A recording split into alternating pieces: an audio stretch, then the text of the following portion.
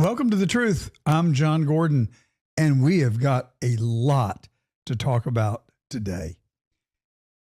First of all, the United States Senate finally got around to doing its job Thursday night. They passed the funding bill for the Department of Homeland Security and agreed to fund ICE for another 3 years. Finally, it's about time. Meanwhile, California is still counting ballots. They can't conclude counting until they get a better idea of how many votes they have to make up and manufacture in order to eliminate Spencer Pratt from the race, because the Democrats know full well that Spencer Pratt is going to give Karen Bass a run for her money. So what are they going to do? They're going to substitute Spencer Pratt for the number 3 person in the race so that Karen Bass will have an easier election come November. I think it's shameful. I think it's absolutely shameful. But the prediction services are giving Karen Bass the edge given this new development. Well, today's broadcast is entitled The Year of the Crazies. Before I get into it, let me just remind you that our studio sponsor is Bone Frog Coffee. They make really good coffee. Helen and I start our day every day with a cup, well, more than one, couple of cups of Bone Frog coffee. And we're also very pleased to welcome Ness's Hemp as a sponsor of the show. Ness's Hemp, I've been using it for about 2 weeks. I'll tell you some of the benefits later on in the show, but I wouldn't accept them as an advertiser if I hadn't tried and believed in their product. It takes a little bit of an open mind, but once you get there, I think it is well worth it. All right, so you might be wondering why I want to talk about the Year of the Crazies. But that's what we're surrounded by. In Maine, we've got this guy, Graham Platner. You know, I don't know when you might be able to say someone is crazy, but I think when they have 3 shrinks, it might be a pretty good indication. Like the redneck comedian says, you might be a redneck you might be crazy if you've got 3 therapists. Here's what his wife has to say about that. I wanted to make a statement today in response to a couple of news articles that are out there about my marriage to Graham. I just really wanted to make sure that everyone knows that Graham and I have a great marriage. Being married is hard. Being newly married is hard. Being newly married and going through infertility is hard. Being newly married, going through infertility, and a Senate campaign is hard. I don't even know if I have the right words to describe what we've been going through, but our marriage counselor helps. My personal counselor helps. Graham's personal counselor helps. And we work on our mental health every day. Well, there you have it. So, look, I have actually volunteered in the mental health field for 25 or 30 years in Atlanta. I'm very proud of the service that I did for Skyland Trail. But let me tell you, that does not mean our sympathy and compassion for Graham Platner and his wife does not qualify him to be in the United States Senate. Clearly, there are those who will give him a free pass. Those are the people that are leftist, liberal Democrats. They don't care about his qualifications or his suitability. They care about getting their way. And his policies are bizarre. Well, he did not get any help from a recent New York Times article that came out this week.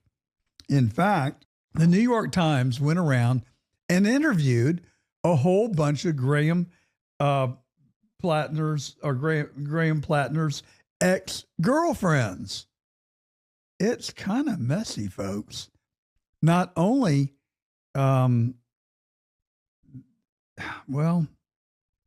he's a pretty bad guy. I mean, he roughed him up. And one girlfriend said that he effectively kidnapped her. Here's a clip. This is from the Times. Mr. Platner could be rough with her, Ms. Fifield said, particularly when they were drinking, leaving her shaken and sometimes afraid. In the interviews, she grappled with how to process her experiences. She was quick to note, he never hit me, he never punched me. She said he regularly grabbed her by the shoulders, sometimes hard enough to leave marks. On one occasion, yanked her out of a cab by her wrist after an argument in which she wanted to stay in the car. During one argument, she recalled he twisted her arm behind her back, shoved her into a bedroom, and held the door closed from the other side so she couldn't get out, telling her to remain there until she was calm. Eventually, Ms. Fifield said she fell asleep and left the next morning. It hurt, she said, but she added, it didn't cause any injury. It didn't break my arm. Did that happen? No, it did not. There are some allegations in this piece that I just want to be kind of unequivocal about are simply not true. Anything alleging physicality, anything alleging that I knew what my tattoo was, these are the statements of someone who's politically motivated. In this piece, there's a lot about my struggling, not being a good boyfriend, certainly self-medicating with alcohol, and I've been very upfront since the beginning of this campaign that was a pretty dark period of my life after I came back from my combat service, and that's what that kind of life looks like. And so there are things in this that I absolutely will take responsibility for and have been speaking about openly for months now. But those serious allegations are just not true. You did not grab her by the wrist. You did not put your hands on her shoulders. You did not push her into a room that you closed the door on. She's lying about that, is what you're saying. Yes, that is not true. Did you know what this tattoo was about before last October when you said you first became aware of it? No, I did not. Well, I don't know. I mean, I do know.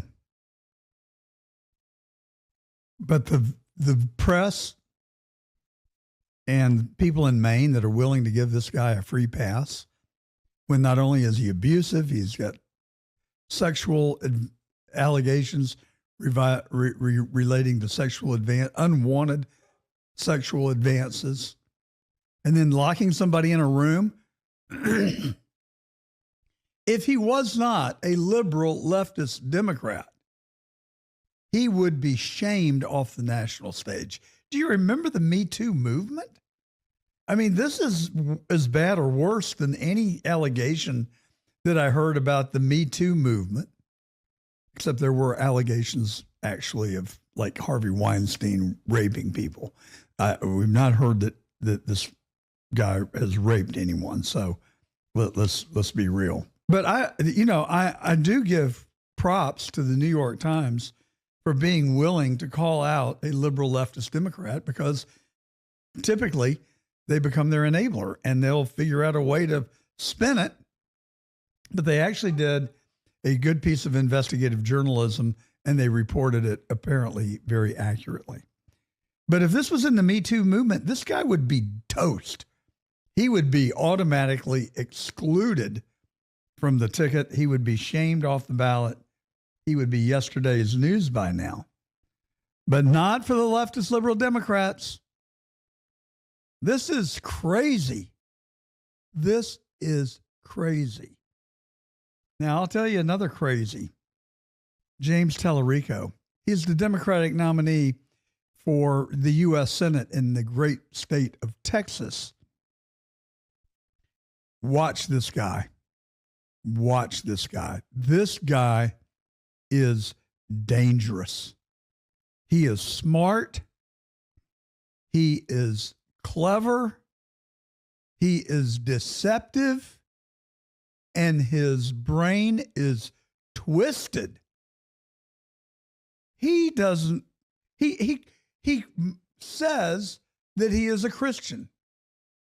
And he talks about the Bible and Christianity. and uses the Bible to support his thesis. But then he doesn't want the 10 Commandments displayed in public places. Here he is. This bill, to me, is not only unconstitutional, it's not only un-American, I think it is also deeply unchristian. And I say that because I believe this bill is idolatrous, I believe it is exclusionary, and I believe it is arrogant. And those three things, in my reading of the gospel, are diametrically opposed to the teachings of Jesus. My concern is instead of bringing a bill that will feed the hungry, clothe the naked, heal the sick, we're instead mandating that people put up a poster. Wow, I tell you, it's really maddening to listen to this guy. He's running against Ken Paxton, who was impeached by the Texas State Senate, but the trial ended up acquitting him. But Talarico doesn't portray it that way. But did you hear him say that the bill to allow the 10 Commandments to be displayed in classrooms is not Christian? That it somehow goes against the Bible's teachings? Tell me what you object to in the 10 Commandments. Thou shalt not kill. Thou shalt not bear false witness. Thou shalt not steal. Thou shalt not covet thy neighbor's wife. I mean, which 10 commandment, Mr. Talarico, do you believe is not Christian?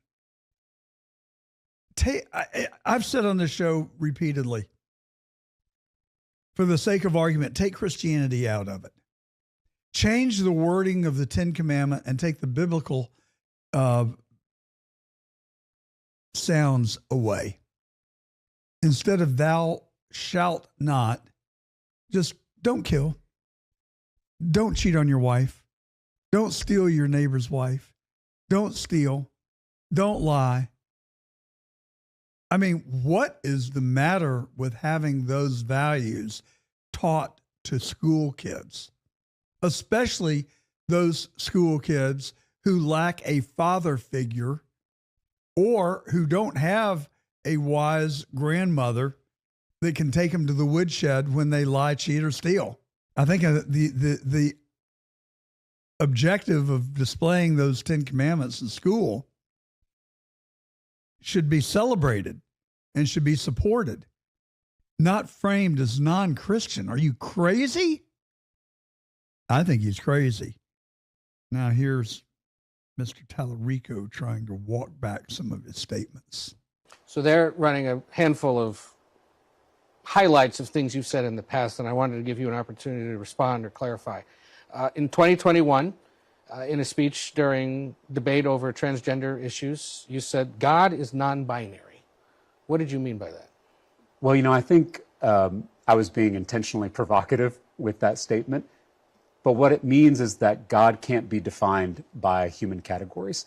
There are some statements that I've made that I certainly regret. There are statements that I've made where I've missed the mark. I'll be the first to admit that. But Ken Paxton is intentionally clipping my cringy comments to distract from his career of corruption. Again, in 2021, while debating a bill that restricted transgender student athletes, you said modern science acknowledges 6 biological variations based on chromosomes to argue that sex is a nuanced spectrum, not a strict binary. Do you still believe there are 6 biological sexes? I know there are 2 sexes, men and women. I also know there's a very small percentage of people who have these chromosomal abnormalities, and I believe they deserve to be treated with dignity and respect. The other one they keep harping on, and it's perhaps the most curious of all, they say you're a vegan. I'm not a vegan. I'm an 8th generation Texan. I've been eating barbecue since before Ken Paxton's first indictment. And this campaign basically runs on Texas barbecue. Watch out for this guy. He is dangerous. He is a proverbial liar. He is a manipulator. I cringe every time I listen to him. Do you know who he reminds me of? Actually, I think this is, do you remember Jim Baker and Tammy Faye? This guy reminds me of Jim Baker on steroids. And I am really concerned about his ability to manipulate people. He talks so virtuously and quotes scripture, yet then he embraces policies or anything but Christian. What about the comment? Oh, I was just being provocative when I made the comment about God being non-binary. What I was really saying is that you can't define God in human terms. Really? What about that little passage in the Bible that says that God created man in his image? Watch out for this guy. And, I am really worried. I was so glad to be rid of Cornyn. And now I'm worried that a rhino may be better than this guy. This guy who wants to tax the rich. He advocates a $15 an hour minimum wage. He openly advocates packing the Supreme Court. He opposes Israel. He wants to codify Roe v. Wade. Now, there's a curious one for you. 62 million fetuses aborted after Roe v. Wade. 62 million. And he wants to portray himself as a Christian, and he wants to codify Roe v. Wade. He says there's 6 genders. Then he tried to back it up and say, oh, well, there are 2 genders, but there are 6 variants. And he supports men in women's sports. Be careful of this guy. If you know anybody in Texas, if you have relatives in Texas, friends in Texas, tell them to galvanize and rally around behind Ken Paxton. 4 years ago, I had a fundraiser for Ken Paxton in my home in West Palm Beach. We were supposed to have 25 or 30 people. 75 people showed up. It was an after party following an event at Mar-a-Lago. It was supposed to start at 7:30 or 8. It didn't really get going until 9. It was supposed to be over at 10:30. People stayed until midnight and beyond. And Ken Paxton was there the whole time. He is a very good guy from what I can tell. And we need to do everything we can, I believe, to help him get elected to the Senate in Texas. Just please don't let this other guy get into the United States Senate.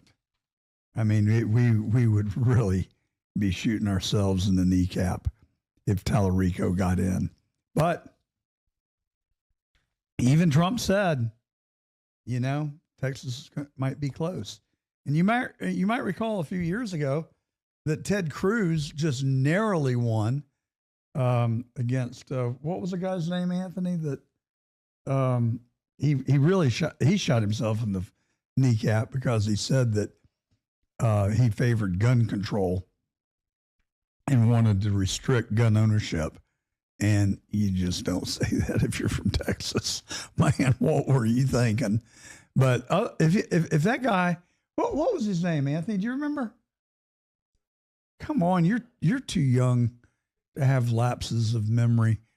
Trying to remember his name. He was an attractive candidate, kind of an attractive fella, and people were saying, is it Buttigieg? Huh?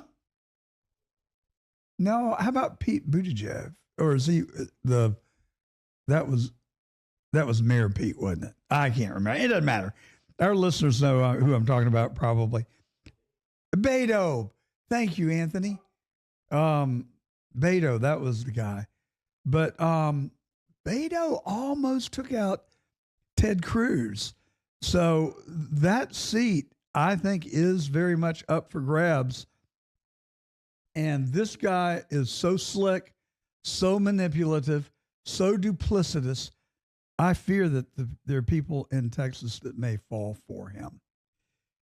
That would be crazy. Speaking of crazy, Avila Chevalier, deletes her Twitter account after her comments on deportation. Here's what she said. The problem's piling up for Democrats in New York City as well, where a Mamdani-backed candidate for Congress now being exposed for her shocking views of America and her views of fellow Democrats. The New York Post uncovering now deleted social media posts from Daria Lisa Avila Chevalier. One calls the United States an effing disgrace. Another says to F Kamala Harris. So Chevalier tried to hide all of this, sweep it under the rug, whatever you want to say, by deleting her Twitter X account. But as we know, the internet is forever. You can dig all this stuff up. She also called for abolishing the police, abolishing ICE, abolishing prisons and deportations. I'm not interested in relitigating the politics of my tweets, which are the politics of the past. But what is your new position, therefore, on how much to, quote, abolish the border or all deportation is wrong? And, you know, I'm someone who has studied, as a PhD candidate, immigration, right? This is something that I have been spending years taking a deep dive into. And, you know, I do believe that deportation is wrong. Oh, boy. Doralisa Avila Chevalier. She is freaking crazy. And she opposes the laws of the United States and the U.S. Constitution because she is in favor of opening the southern border and stopping deportations. I'm sorry, it's not the law. And the Democrats are flagrantly advocating breaking the law, and they're doing everything they can to prevent ICE from enforcing the law. And so they are law breakers. Why do they get away with it? Why do we allow them to get away with it? Can you break the law? Can I break the law? But if you're a liberal leftist Democrat, you can break the law. And you can impede ICE from doing its job, and you get a pass. This is crazy. This is really seriously crazy. Chevalier is a staunch Israel critic. She calls her opponent, Hispanic incumbent Congressman Adriano Espaillat, who has represented New York for over a decade.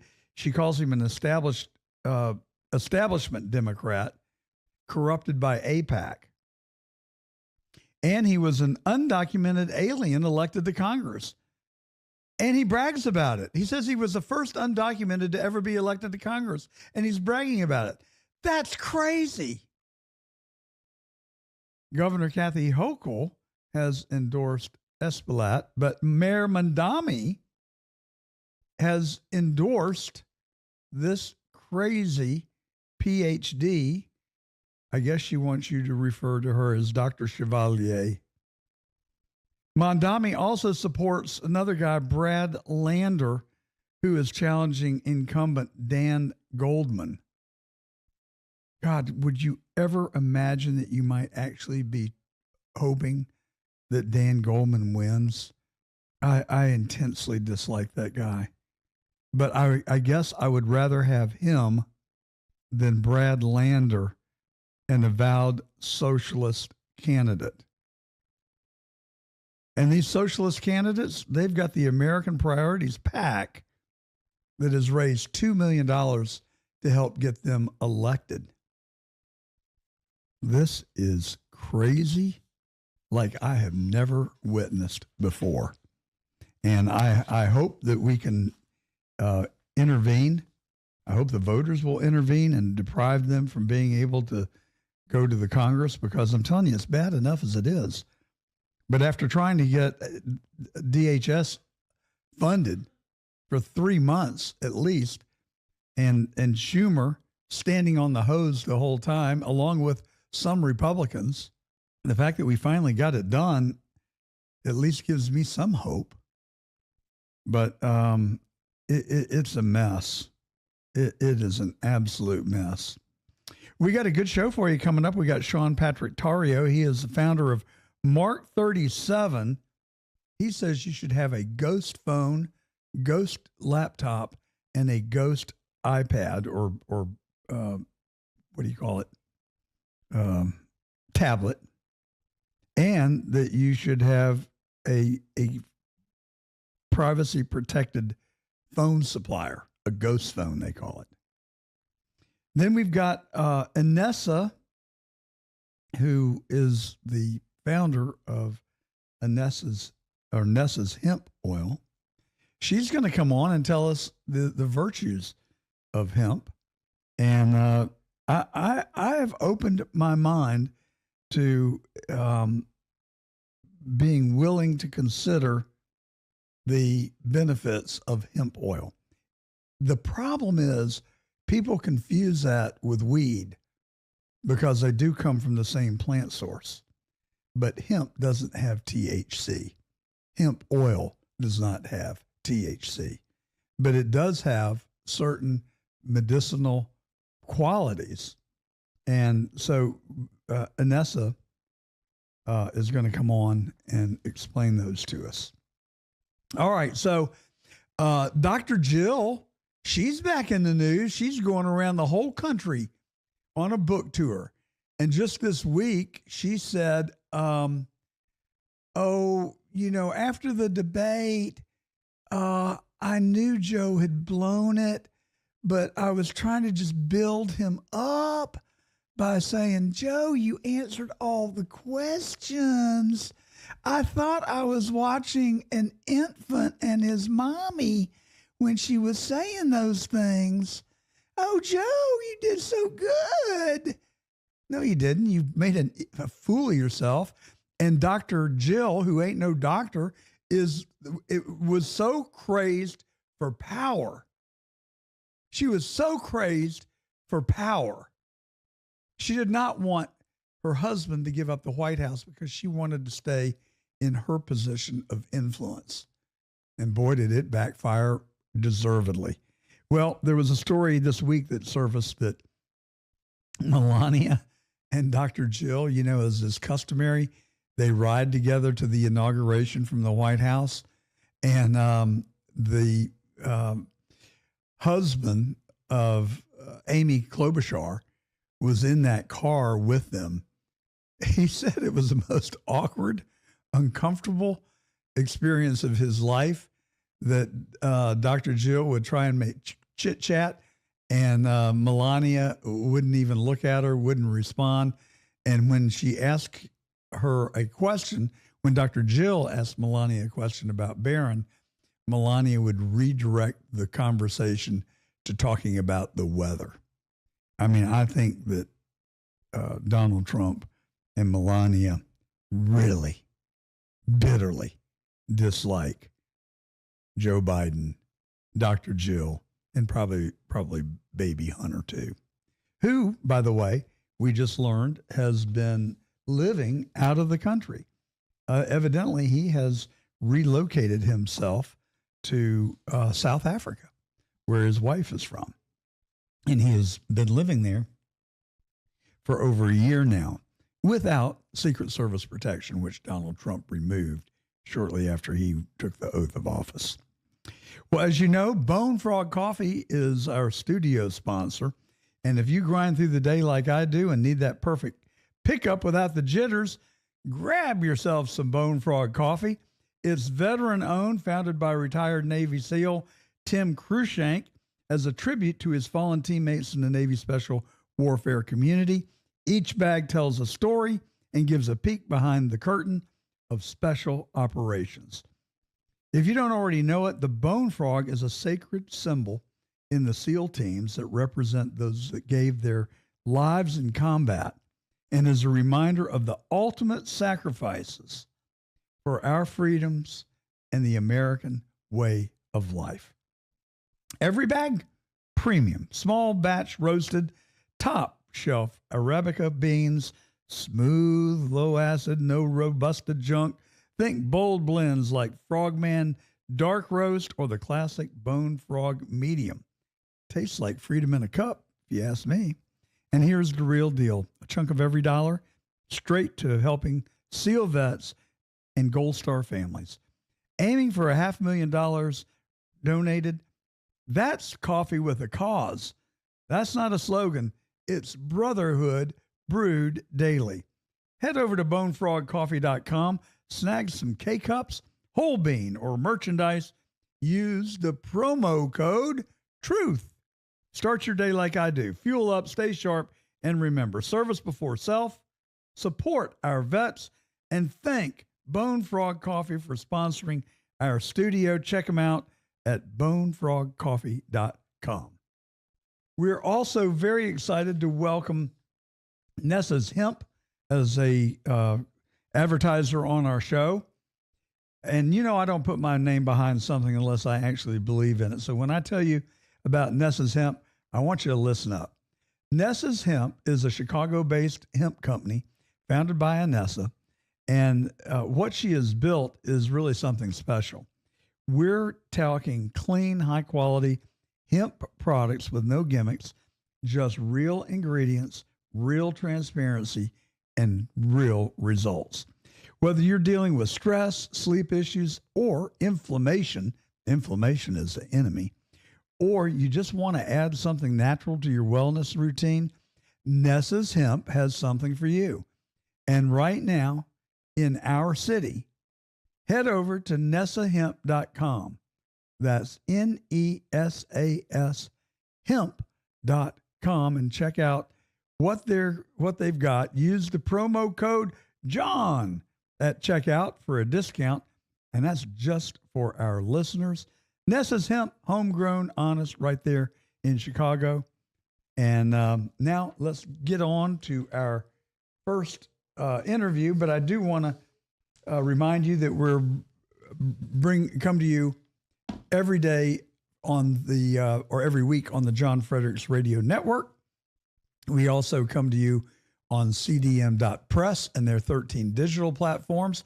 And if you would like to, you can come over to getter.com right now, hit the live button, search for John Gordon Truth, and you will find our live stream there on YouTube, Facebook, Instagram, X, and on Getter, you can actually interact with us live during the show.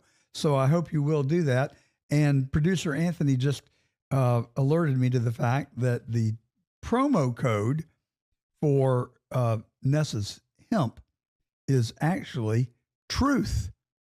I may have misspoken on that. So if you go to Nessa's Hemp, use the promo code TRUTH for your discount. Now let's get to Sean Patrick Torrio. I think you're going to like this guy. Our next guest is an evangelist. He goes all over the country preaching about the hazards, pitfalls of technology. He also believes in ghosts. I'll have Sean Patrick Torrio. Torrio or Torrio? Torrio. Torrio. I got it right the first time. He is an author, an entrepreneur, and as I said, a bit of an evangelist. And I don't know, do you love data centers or is that like a parody?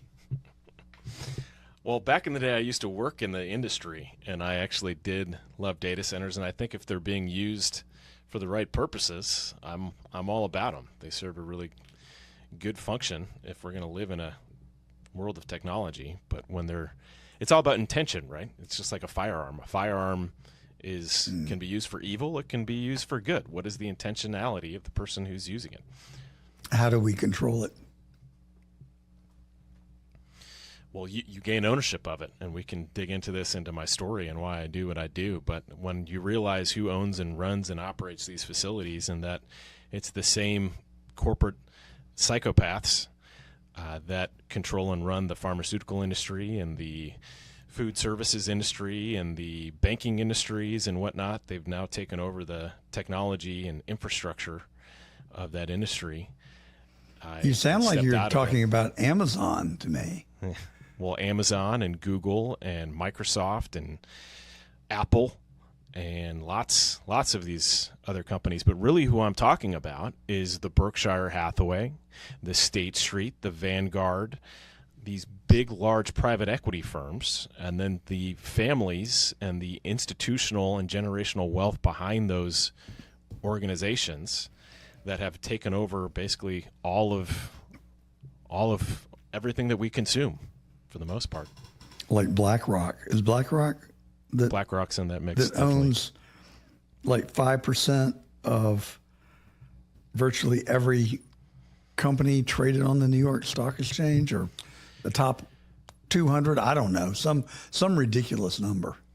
Yeah, it's more than that. It's BlackRock. I mean, they all own each other, right? Yeah. So BlackRock, Vanguard, State Street, Berkshire, they all have equity pieces in each other. So it's not like one person. They all own each other, and then they all have different equity and controlling stakes in various entities. But they came into the data center industry very hard in the early 2000s and have been slowly gobbling up all these different entities and providing the financing even for the likes of your Googles, your Apples, your Microsofts, your OpenAIs, all these different AI companies, Anthropics and whatnot, who are building out these massive facilities, which is nothing new. I mean, these data centers have existed at the scale that they exist today for a very long time. So people, I think, are just starting to wake up to what's actually happening, which I'm all about. Yeah, but they seem to be accelerating at an ever-increasing rapid rate. The mega data center is, yes, but these massive facilities that consume megawatts of power already exist all across the country. There's already close to 4,000 of these data centers in the United States alone, and people are just oblivious to it. They haven't known what they were. So it's interesting that people are now starting to fight harder to prevent them from coming into their neighborhoods when they're already there. Most people don't even know that they're there. Well, Elon Musk says that we should move data centers into outer space, that we could power them with solar energy.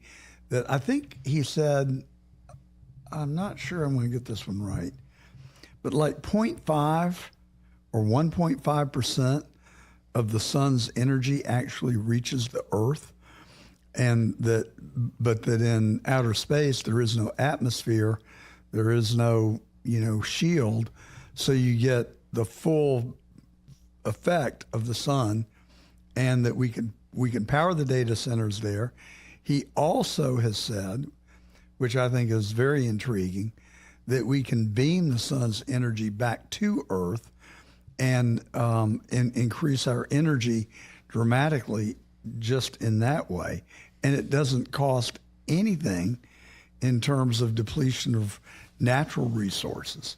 It's all free. Yeah. Well, it's not free, right? Because you have to build the infrastructure. You got to build that beam, and I bet you that's not going to be cheap.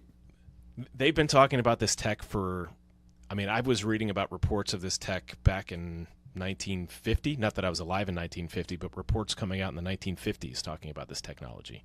So the question isn't, is it possible to do it? Yes, of course it's possible. We should have free energy all over the country. We should have dehumidifiers in every home that crank out water that can be used for drinking, for showering, for all kinds of things. We should have all this technology in our hands that serve the people and serve us, but instead what we have is a centralized, controlled infrastructure apparatus that's not designed to serve us, but to enslave us and to make us dependent and subservient. So the tech that he's talking about, funny enough, if you actually look into the historical records, I used to own lunar data centers, and I was, as a joke, back in the early 2000s, I was going to launch a website about lunar data centers and just use it as a big April Fool's thing to try drive traffic to the data center stuff I was doing. But yeah, it's totally viable, totally real. You have data centers underneath the ocean as well. You can use the energy from waves to power data centers. There's so much stuff that we should be doing if we weren't living in a system that was literally designed to make a very small number of people stupid wealthy and the rest of us slaves. Well, there's one bit of criticism that I would level at Trump on this. He calls it the Green New Scam. And by the way, I totally agree. But the alternative is to stay mired in the past. That is his solution, and he is all about fossil fuels and building more power plants.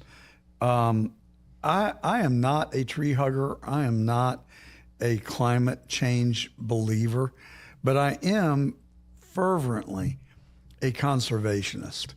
And, just like when I go to someone's home as a guest, I always try and leave the room that they've offered me in better shape than I found it. And I feel like that we each have an obligation to one another and particularly future generations to leave the earth better than we found it. So there are, as you point out, really good things that we could be doing that are reasonably cost effective, that are not going to solve anything. But if you combine them all together, they will incrementally make a difference. And I'm not worried about the temperature going up. I'm worried about all the plastic in the oceans. I'm worried about the trash in the streams and the rivers. I'm worried about the quality of our water. And yeah, I lived in Atlanta, and I moved there when I was 22. I'd never had allergies. Within 3 or 4 years, I suffered horribly from allergies. You look out the window, you see smog. We had the COVID crisis. No automobiles or planes traveled, and within a matter of a couple of days, the quality of the air and the picture of the sky changed dramatically for the better. So I think that I see nothing wrong. I see no downside to living cleaner, better, and looking for alternative sources of energy that are more cost effective, have less serious side effects. And like, I got solar on the top of my house. I've got 50 solar panels. It cut my power bill in half. I wanted 100, but the city wouldn't let me do it. Yeah, sustainability, I think, is the key, right? That's what we should be aiming for, is sustainability. But that's not, I mean, what drives the world? And unfortunately, I guess the reality is you got to follow the money. You have to follow the money. And in all cases, at all times, with all things. And it's the case, unfortunately, with our existing energy grid.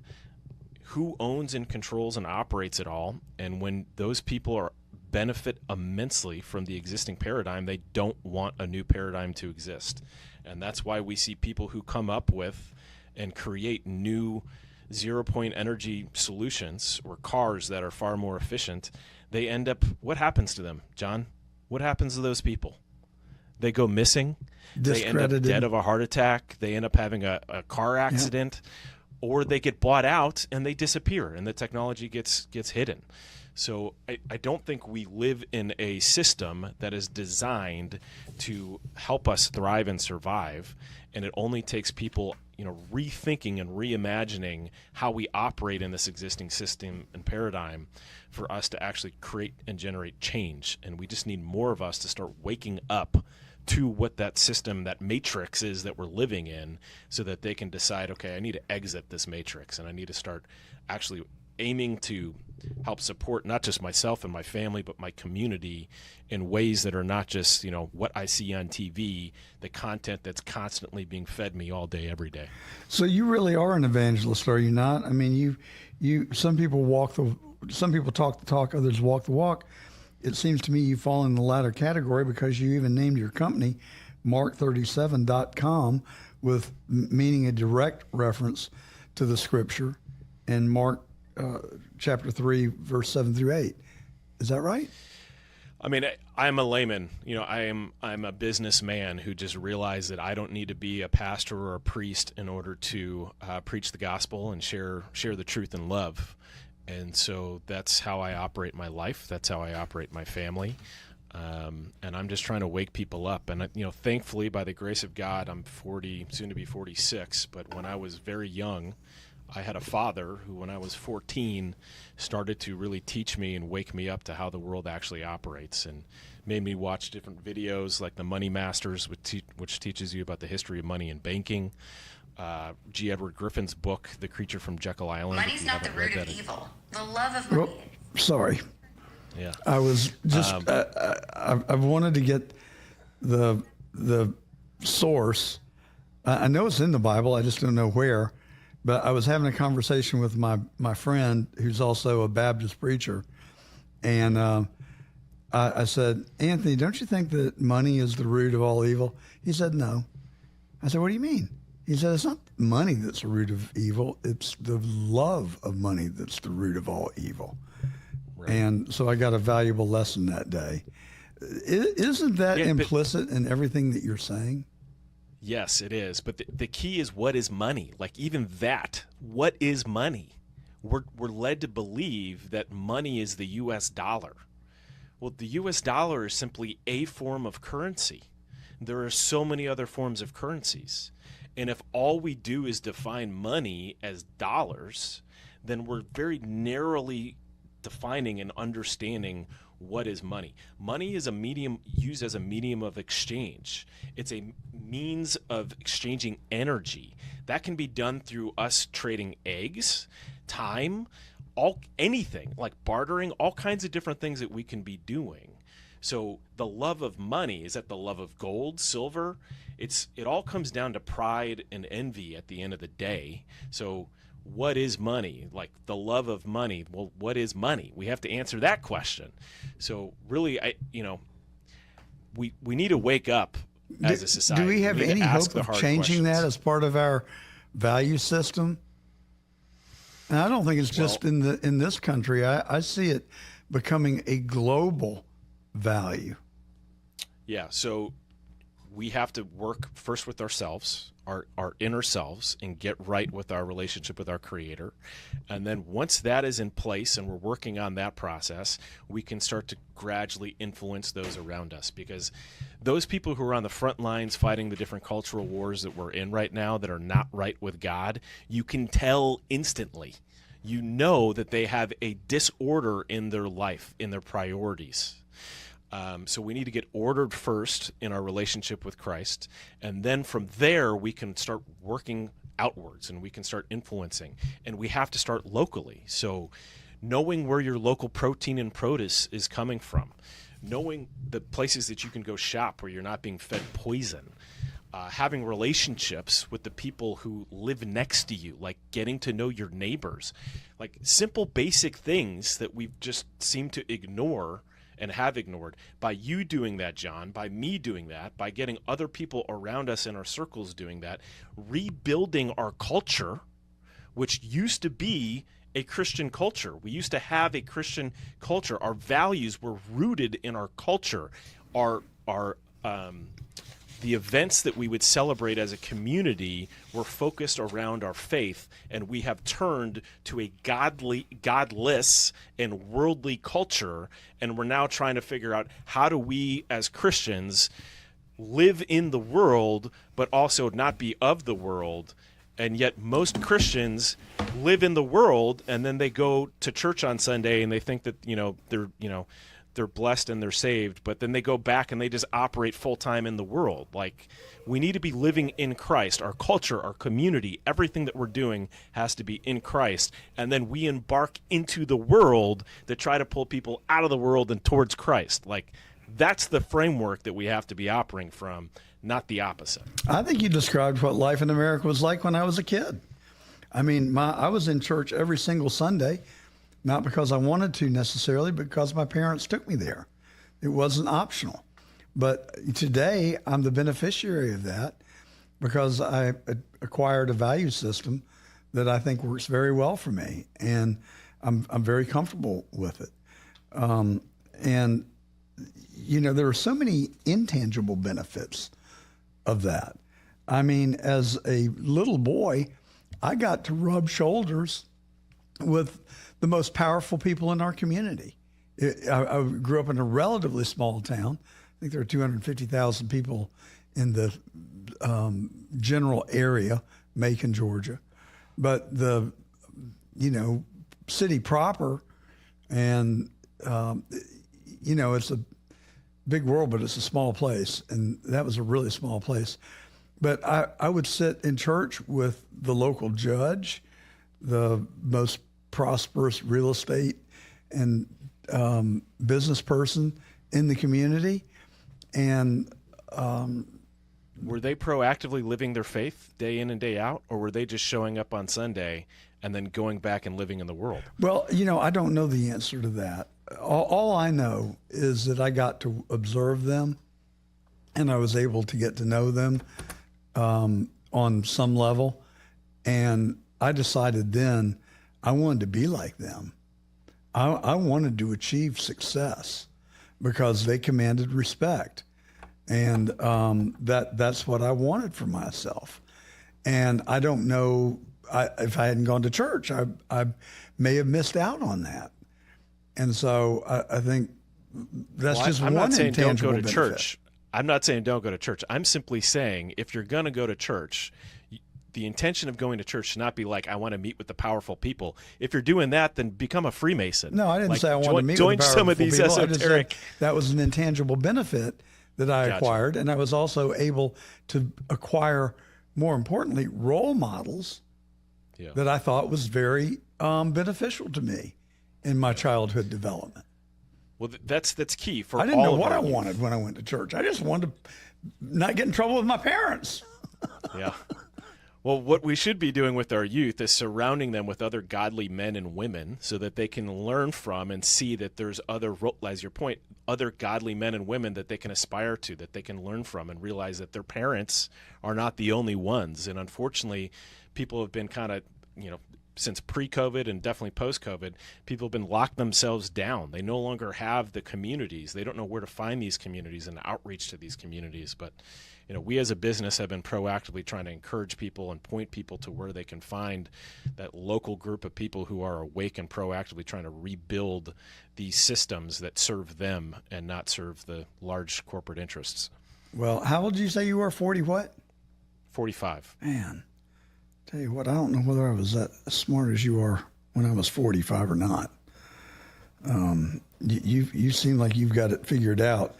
So how's your business going, and what exactly is it that Mark37.com does? So let me answer that by asking you a question.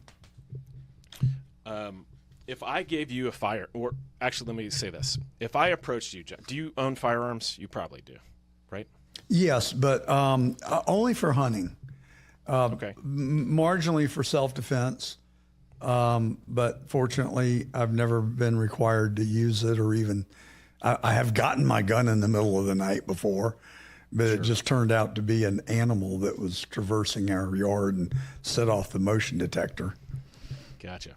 So if I came to you, though, John, and I said, look, I'm not gun savvy. In fact, I get nervous when I'm around guns. I really don't understand how they work. I know that if I pull the trigger, it will go boom and something will shoot out of it. What gun would you recommend I carry on my person all day, every day? What would you say? None. Right? That's the right answer. None. Yeah. Some people are like, oh, well, a Glock. I'm like, no. The right answer is you shouldn't carry until you get educated, until you get trained, until you get comfortable. Well, So I mean, to each his own. I don't pack, and I'm not going to. And the one simple reason for that is I am prone to getting angry and in a hurry if someone does something that I feel like is intentionally offensive. And so I'm pretty sure I would have used that gun by now if I carried it. So I just elect not to. And I've never, only one time have I ever felt that I may have really legitimately needed a gun. And that episode lasted all of about 3 seconds or less. And so, I'm 100% in favor of the Fourth Amendment and the Second Amendment, I should say. And for gun ownership, I really don't question anything that the Forefathers wrote in our Constitution and Bill of Rights. I am just... So there's a reason why I asked you that question, though, John. There's a reason why. Because most people don't fully understand that these things, and your laptop, your phones and your laptops, they are the most sophisticated psychological warfare weapons ever designed. That's what they were designed to be. They were designed to be weaponized against us. And people say that's crazy. They didn't realize the capabilities of these things until after they started developing them. I'm a sci-fi buff, John. I've read, I could point my camera and show you my library. I've got a library of Isaac Asimov, of Brave New World, of Star Wars, of Dune. I'm a huge Dune fanatic. And I've read all kinds of historical sci-fi. People have been talking about how society is going to evolve, how technology is going to evolve, about robots and how we have to think about AI for decades, since the early 1900s and even before then. So to think that DARPA and the smartest agencies that we have in our government haven't been thinking through how these technologies are going to be leveraged and used into the future is just keep your head in the sand and be ignorant of history and of just facts and knowledge and how systems operate and how systems work. So we have to understand that these things that we carry around with us that control and influence us all day, every day, which they have spent trillions of dollars in development over decades to create these things, using the most sophisticated psychological manipulation techniques. And if you even talk to the engineers, and they put out documentaries about this, they will tell you straight up, this is how they've been designed. They've been designed to, I'm sorry, what? Nothing, go ahead. They've been designed to be the most addictive things ever. Absolutely the most addictive things ever. And that's what they've become. So when you understand that, and we have 99.9% of the population that walks around and says, I'm not tech savvy, and yet I carry around this thing on my person all day, every day, and I don't understand how it really works. I just know that it does. I know if I tap a few buttons, I can make phone calls, I can send text messages, I can do whatever. That is a problem. It's no different than like the food that you eat. When you don't understand the food that you're eating and you don't know how to read the ingredients of the food that you're eating and look at what the source is, you don't realize that you're eating poison all day, every day. And what we're doing is consuming poison and allowing literally Luciferian psychopaths that own and run these businesses to have full reign access to everything that we see, everything that we do, and control and manipulate us through not just this, but our laptops and the TVs and all of these things. So as we get educated and we just gain a baseline understanding of digital privacy, digital situational awareness, we start to realize, holy smokes, I'm consuming and participating in a system that is designed to enslave me. So the tool, I am now the product. The tool doesn't serve me. I'm the tool. So as we get smarter, we start to realize maybe we should reclaim these things and actually have them be the tools that serve me versus me being influenced and controlled by these things. So connect the dots. How do they control us through these devices? So, I mean, Google, Apple, Microsoft, Amazon, they control the media apparatus. They control what you see, what you don't see. So we learned this through all the past elections, right? You search for Trump back in 2015, 2014, right? What results would you get? You got very slanted, biased results, right? Even the AI tools that were generated, you say, please write me an essay that says all the good things about Donald Trump as president, and the response is, I'm sorry, I can't get political, I can't write these types of things. And then you say, please write me the same thing but for Joe Biden, and it would give you, the full essay, right? So we know that there's a inherent bias baked into literally the browser, the search functionality, the content that we're even allowed to see, like what Netflix shows you. What Netflix chooses to show you is literally no different than what Target chooses to show you when you walk into their store.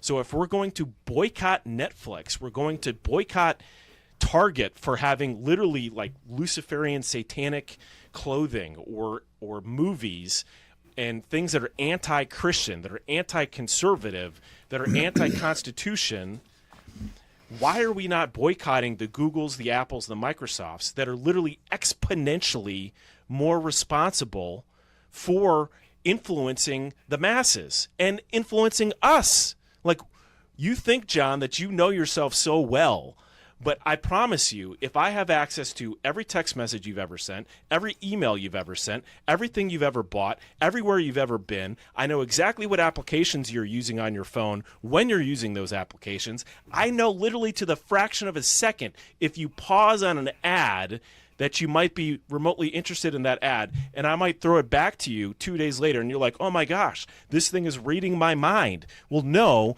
it's just gaining all of this data, all of this information and data. It knows more about you than you know more about yourself, and you've given it all of that information. Okay, well, that's shocking. Not surprising, but shocking. I don't like it, but I don't personally feel vulnerable. Now, is that just me being arrogant and in denial? But you're not going to make me do something I don't want to do. The only one person on earth that can do that, well, maybe two, my wife and my granddaughter. They can pretty much get me to do anything they want me to do. But aside from that, I'm pretty independent thinking and make my own decisions. At least I think I do. Aren't most people that way? No.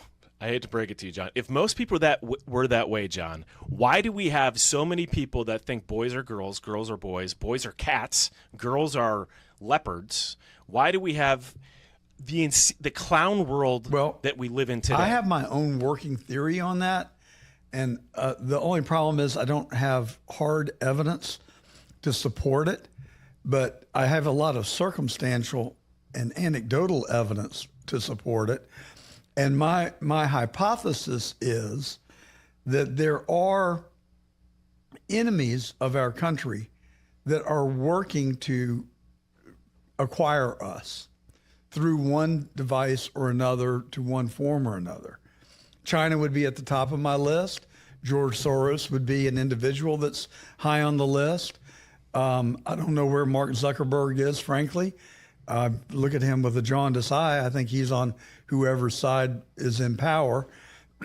But I just don't think that the average person believes that we should allow a child to make a life-altering decision for himself or herself without parental guidance and involvement. I just don't think that there I hate to break it to you. The studies show, though, John, that those numbers of people who believe that is growing exponentially. Not exponentially, but it's growing every day. Well, I don't know that I believe that either. I think that we are being lied to and manipulated, and that the goal is to divide us, make us angry at one another, and make us more susceptible to being co-opted by a foreign country or bad actors. So I think that is part of the agenda. I think this stuff is so bizarre and so nonsensical that I just cannot put myself in those people's shoes to allow myself to believe any of the garbage. Men and women's sports, I mean, you must be crazy. You must be, and yet it's still happening all the time. Crazy. It's still happening all the time. Walk into any university, walk into any high school, public high school, public elementary school, and even most private schools, and you interview those students there and ask them how they feel about these issues, John. And the majority of those kids are going to tell you, yeah, that makes sense. Operative that's word, okay. Kids. Yeah. But those kids then become teenagers. Those teenagers become young adults, and then they grow up through a system where they're surrounded by, again, worldly media, worldly content that keeps telling them that this is normal, this is okay. In fact, you're a bigot, you're a racist if you don't think these things. So that's what's happening. This is where we have to reclaim our Christian heritage and our culture. So who is the sponsor of this BS? What BS? That you just went through. That you're a racist. The sponsor of it? You're whatever you said, homophobe or whatever, and that children should be able to change their sex without their parents' knowledge or consent. That guys should play in girls' sports. I mean, who is developing these nonsensical notions? And to what end?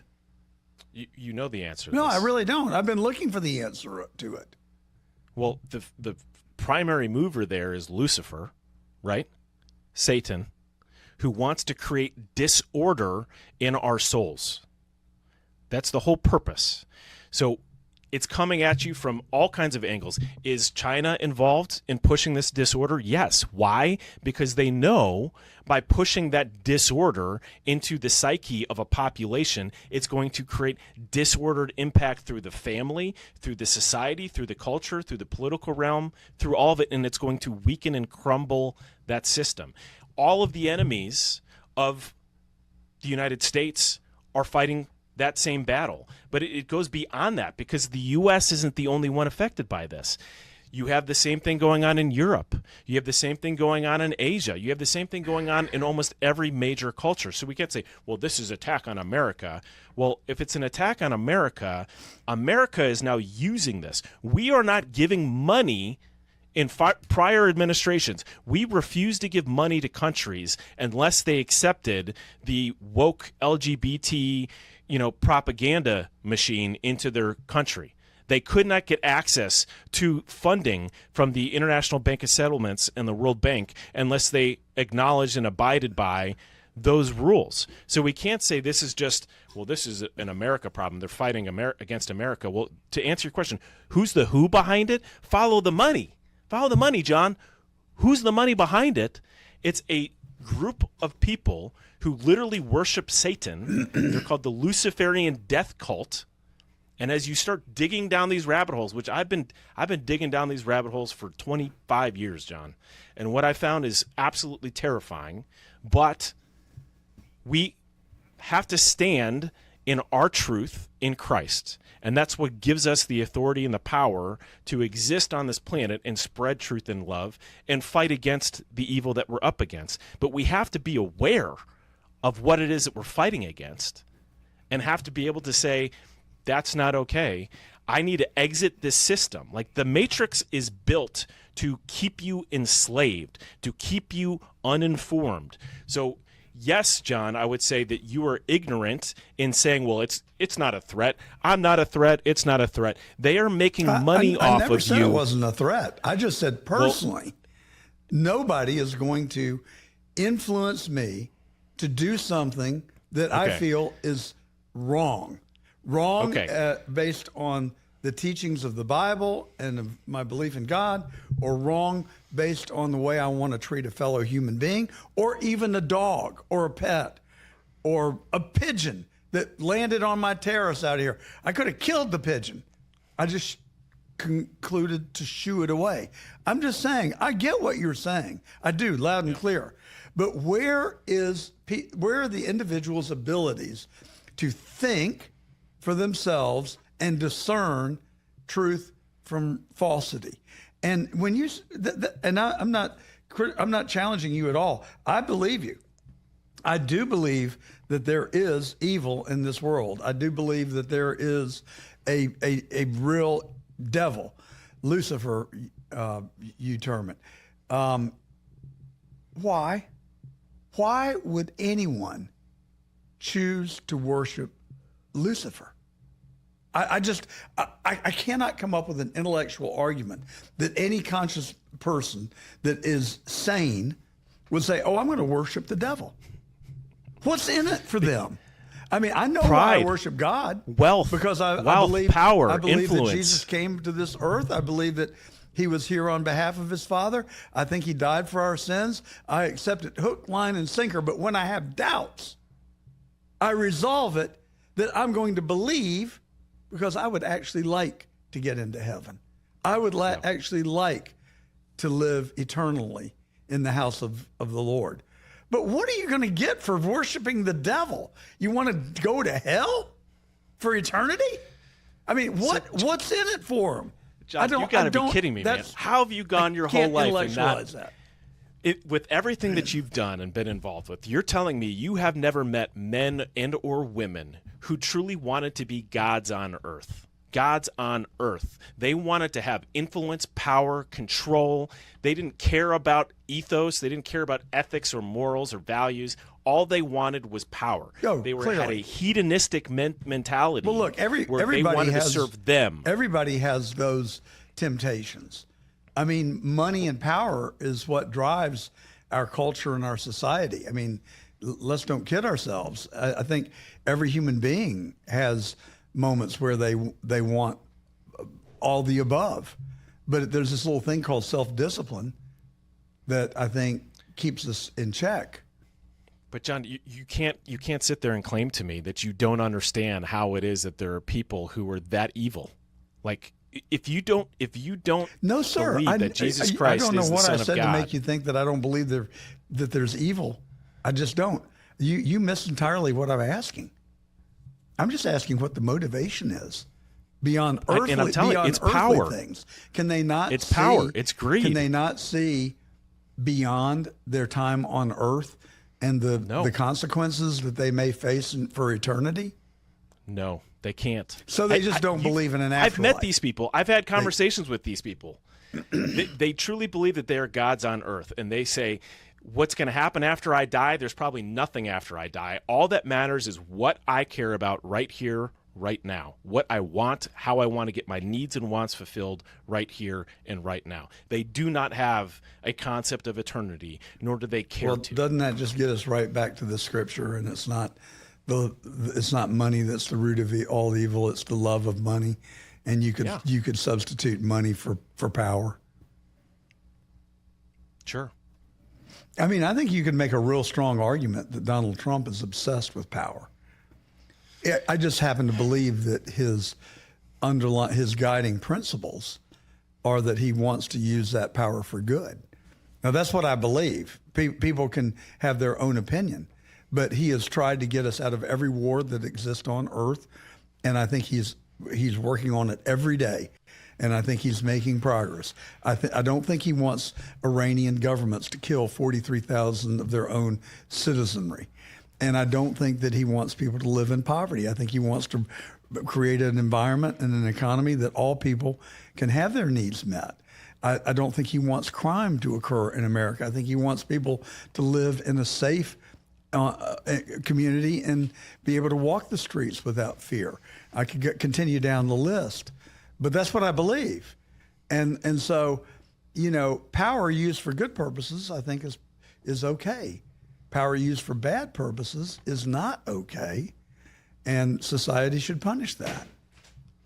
Well, the question is, who do we serve? And we don't need to get into the Donald Trump, rabbit hole, but who do we serve? God. And like you've chosen that for yourself. I've chosen that for myself. And it's taken, a lot of humbling where the Lord has humbled me to realize that power and wealth and fame, I don't subscribe or desire any of it. All I subscribe to and want is to serve him and to love him every day. And so that's why I'm in the Word every day. That's why I'm constantly asking him to reveal himself to me more every day so that I can better discern his will for my life and for all the people that I have influence over, so that I can spread the gospel and spread truth and love. And that's part of why I do what I do. And, you call me an evangelist or whatever, a preacher.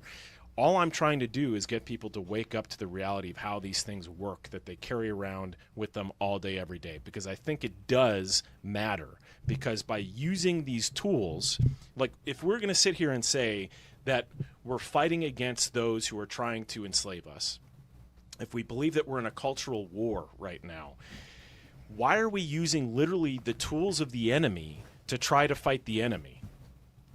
That makes no sense. That's like giving a soldier on the battlefield a firearm and saying there's a GPS tracking device on it, there's a camera and a microphone. All of the data, all of that information on that thing that you're going to go use in battle is going to be fed to the enemy that you're about to go fight. That's a suicide mission. That makes no sense. Why are we doing that? And yet that is exactly what you're doing when you're using Google Android, when you're using iOS, Mac OS, when you're using Microsoft Windows, when you're using WhatsApp or Facebook or TikTok. That is exactly what you're doing.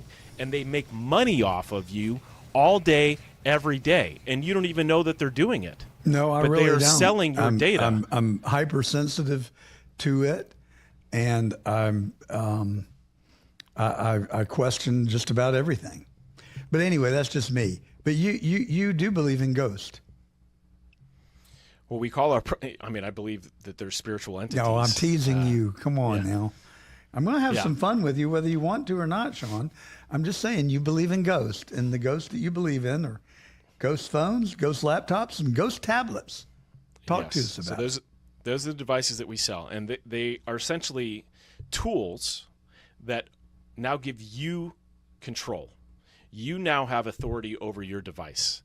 And the key is the operating system. And I encourage people to go to our website, mark37.com, and John, you too, so that you can learn and get educated about how these things work, how they operate, how exactly you are being influenced in ways that you may not even know or realize that you are. What would be a way? What would be a way that could happen?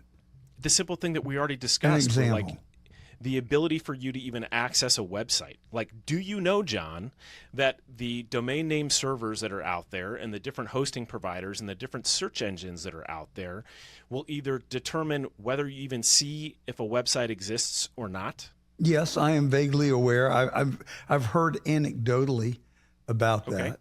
I've never been able. I've never searched for a website that I knew to exist that I wasn't able to find.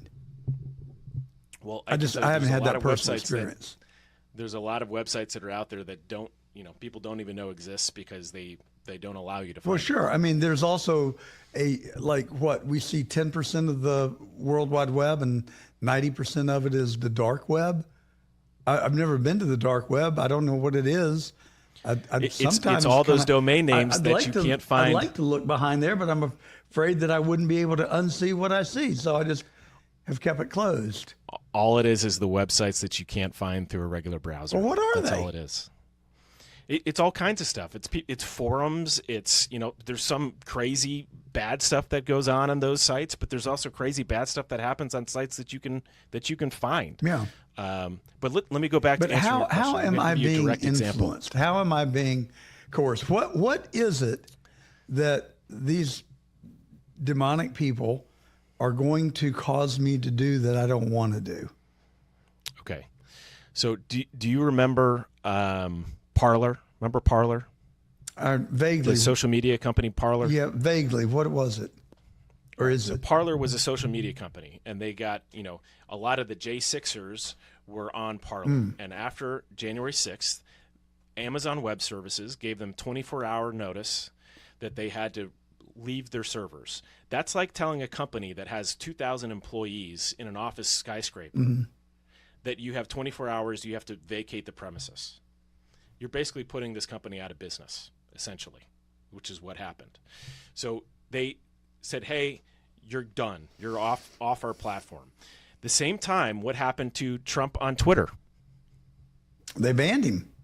They banned him. And not only him, but they banned hundreds of thousands of other people, and then became much more than that during COVID. Well, I ran for Attorney General of Georgia, and YouTube wouldn't, they kicked us off of YouTube. They wouldn't run my ad. And I don't know what I said that would have been offensive other than the 2020 election was stolen. So if people were looking for you, John, they couldn't find you. They couldn't actually know that you existed on those platforms. True that. Okay. So that is a means by which they can control what information and data you do or don't have access to. Oh, I get that part. Okay. So that's one of the many ways. I encourage your listeners.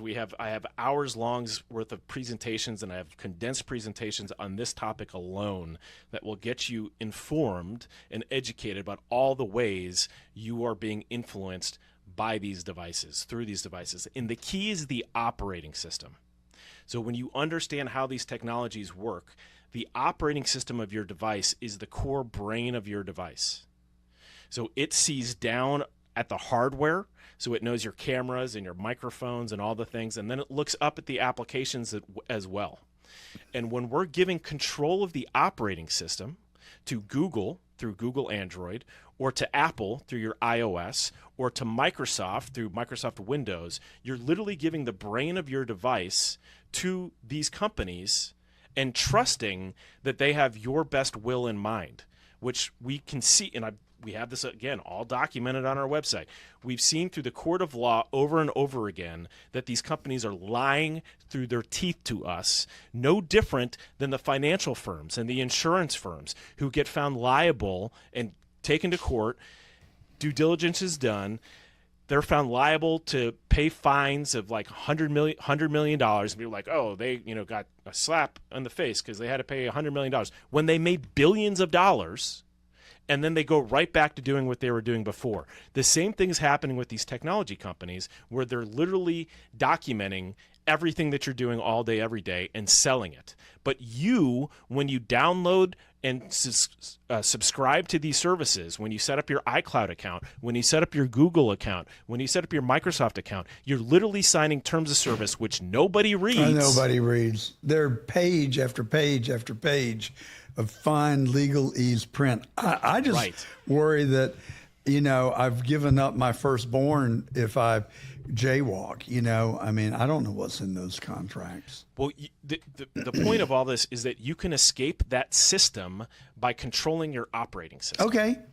So I buy a Mark37.com ghost phone. Yes. Ghost and laptop. all I've done, John, all I've done, and all our business does, is we take existing technologies that are out there and we make them accessible and usable to everyday people. Because years ago, when I started going down these rabbit holes about, well, what's the tech that can protect me? I had geek friends who were like, oh, you can use this, you can use that, but it's going to take you 10 hours worth of setup, and it's going to take all this coding and scripting. And I was like, no way. I'm not doing all that. What functionality might I miss if I were to get one of your devices? You really won't miss it. It's not the functionality that you miss, because you'll still be able to do all the things. You'll become smarter, and you'll start saying, well, I want one. do I need one quick? Do I need to use this application? It's not, can I use this app? You can get a de-Googled phone and then just install a bunch of Google software on it and give access to your whole device to Google again, which defeats the purpose. Okay, so Sean, you have sufficiently freaked me out. I'm thinking about a ghost phone and a laptop and a tablet. How do I know that you're not with the company and that when I get one of those devices, they'll know everything? That's a great question. So one of the cool features with Linux and with Graphene OS, which is the operating system on the phones, is you can actually audit it. It's open source. So are you familiar with what open source is? So I led a software development team early in my career. Awesome. So by the software being, it probably was. Yeah. So the open source software allows you to audit it. It allows a community of people to audit it. So you can do research online. You'll find that all of the top spooks out there that actually care about privacy and security are going to tell you that Linux and Graphene OS are the bee's knees. We also know this because the UK, communist UK, and the EU, communist EU, are all telling you don't use Graphene OS because only criminals use Graphene OS. So that tells us they're saying that because they want you to use the platforms that they can gain full access and control and influence over. But the system itself is auditable. So you can literally from another device pull up a QR code on your phone and scan it, and it will verify that the software on it is clean, that there's no hidden, it hasn't been hacked, it hasn't been modified or tweaked. Same thing that Dominion told us. Yeah, but Dominion wasn't open source, John. If it was open source, we'd be able to tell and definitively prove all the different ways that it was, stealing elections. Well, listen, you've given us a lot to think about. I do celebrate the cause that you're on very much. We are on the edge of a exponential expansion of AI. If it's in the hands of good people, I don't worry if it's in the hands of bad people.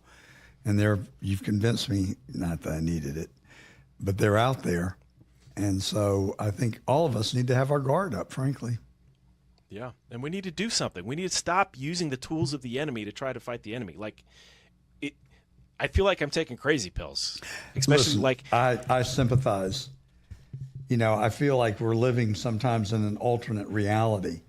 And I go through and I try and explain major current events and why the narrative doesn't make sense to people. And I start feeling that they're looking for the exit signs. And then I want to look for the exit signs because I feel like they think that I'm crazy and I'm making this stuff up. But the fact of the matter is, it's just the hand we're dealt and the facts that we're being given. And 2 and 2 doesn't equal 4. So I just feel compelled to point it out. Well, I just want to tell your listeners and you, like, we need to stop focusing on all the crap that we can't control. Like, worrying every day about things that are totally outside of our influence and control versus worrying about the things that we can control and our direct influence. Like, do you know your neighbors? How do you know how to serve your neighbors? How can we, organize locally to create that local impact and then grow from there? Like, some of us have already gone through that process. We already figured out, our own self stuff. We've moved beyond that, and we're in the greater influence of power and whatnot, so we can make a bigger impact. Great. That's not the majority of people, though. It's not the majority of people who literally waste so many hours of their day screening, flipping through their phone, looking at all this garbage content that serves no purpose other than to waste their time and their soul. They need to be out, interacting, communicating, making things happen in the physical, tangible world than sitting in this place of anxiety and angst, which is exactly where the devil wants you to be. So if you're not out making things happen, trying to figure out where you're going to get your local protein and produce, trying to figure out how you can reclaim your technology to serve you and not be the product of it, you're literally on the sidelines, exactly where the devil wants you to be in this war that we're in right now. All right, folks, you heard it right here first. Sean Patrick Tario, he is an entrepreneur. I'm going to stick with evangelist and a tech-savvy guy that wants you to pay attention. No harm in that. Thanks, Sean. You're very welcome. Thank you, John. Our studio sponsor is Bone Frog Coffee, and it's veteran-owned, founded by retired Navy SEAL Tim Cruikshank as a tribute to his fallen teammates in the Naval Special Warfare community. We're going to get Tim to come on The Truth in the very near future and talk to us about his time in the Navy Special Forces and Bone Frog Coffee, where each bag tells a story and gives a peek behind the curtain of special ops. If you don't already know, the Bone Frog is a sacred symbol in the SEAL teams that represents those who give their lives in combat and is a reminder of the ultimate sacrifice for our freedom and the American way of life. Every bag, premium, small batch roasted from top shelf Arabica beans, smooth, low acid, no robusta junk. Think bold blends like Frogman Dark Roast or the classic Bone Frog Medium. Tastes like freedom in a cup. And here's the real deal. A chunk of every sale goes right to helping SEAL vets and Gold Star families, aiming for $500,000 donated. Coffee with a cause? You bet. That's not a slogan. It's brotherhood brewed daily. Head to bonefrogcoffee.com, snag some K-Cups, whole bean, or merchandise. Use the promo code TRUTH. Start your day just like I do. Fuel up, stay sharp, and remember, service before self. Support our veterans and thank Bone Frog for sponsoring our studio. Check them out now at bonefrogcoffee.com. I've generally been aware of hemp oil for some period of time, but I've really just kind of had it in my subconscious awareness. But now I've met a young lady named Anessa, and she's building a whole business around hemp oil. She says that it will cure like everything.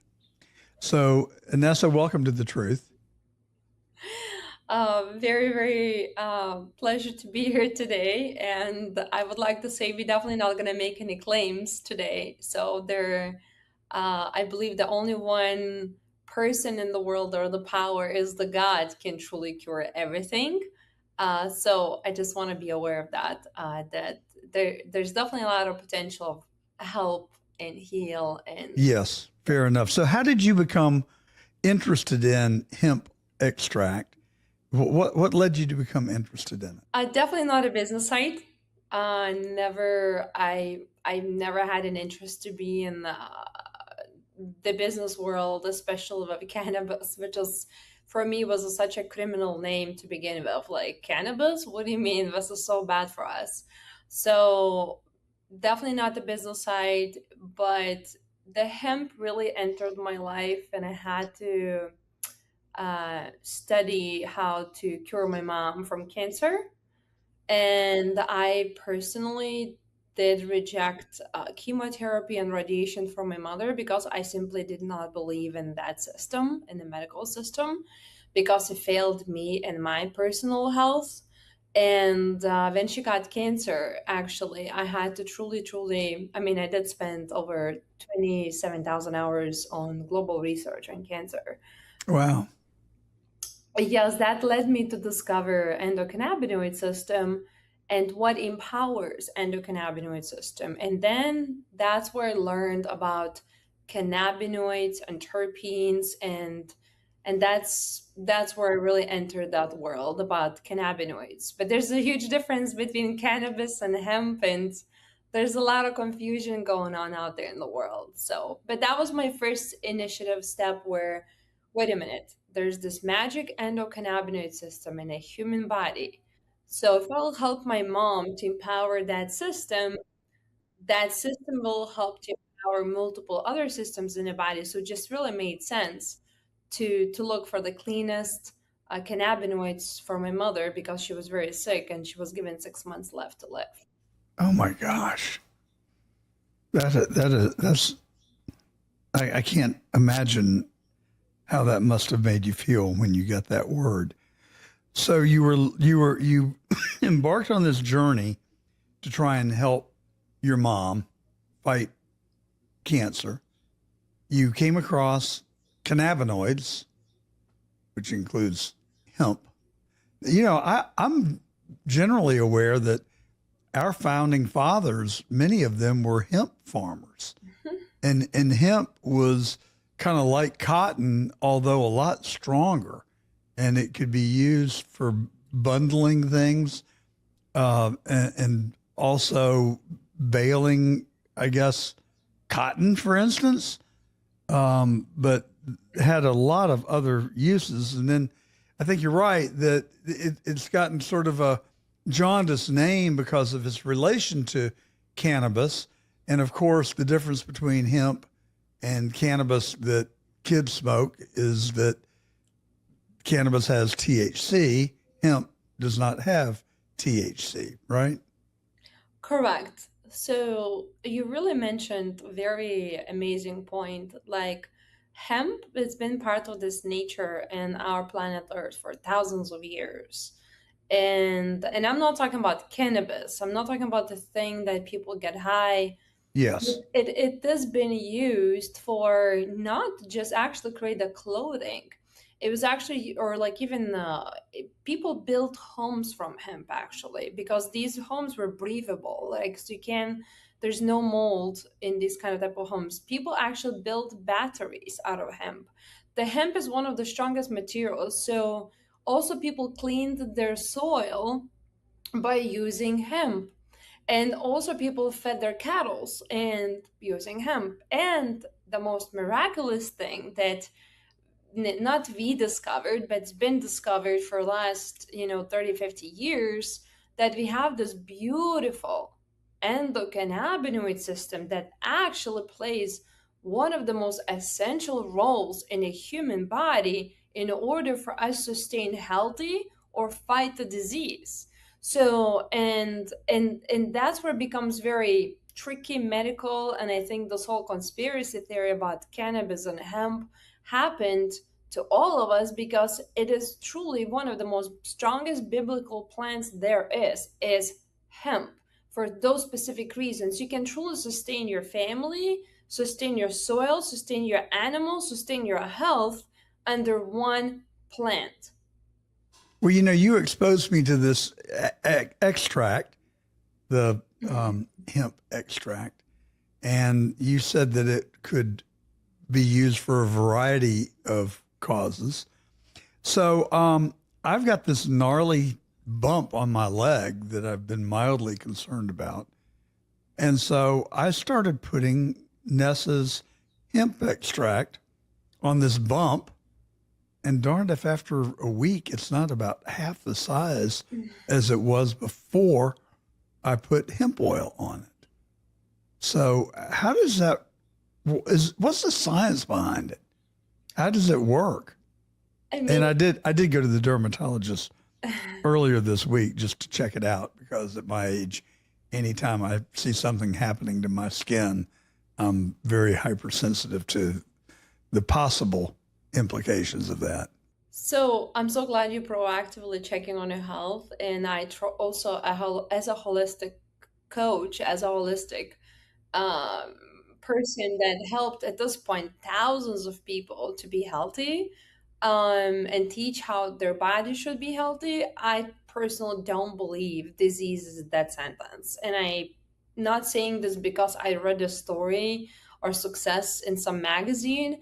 I truly believe in this because I'm seeing it in my daily life every single day, and I see how people get better every single day. So for me, when people say, hey, I have this, and I'm like, was told I have, 6 months, 3 months, whatever, that doesn't mean anything to me. That means like it's time to get your body on track with your health and to do what God really intended you to do in the first place. So talking about science, first of all, it's not surprising to me that you actually experience your bump to go away. I seen it where people had like a tumor in their mouth, actually, and within 3-4 weeks using high doses of our oil, actually, according to them, the tumor shrank to 90%. Again, wow. I'm not saying oil did anything or we cured anybody out there. I am just saying that they used it and they called our customer service, and this is what they told us. I personally use it on my skin, and I even use it on my hair. Like, I don't want to get wrinkles, right? I have all kinds of sun damages from when I was younger. I used it for that. My sun damages are gone. But of course, I use it orally every single day for 1,000 different reasons. Give us the top 3 of the 1,000 that you use it for.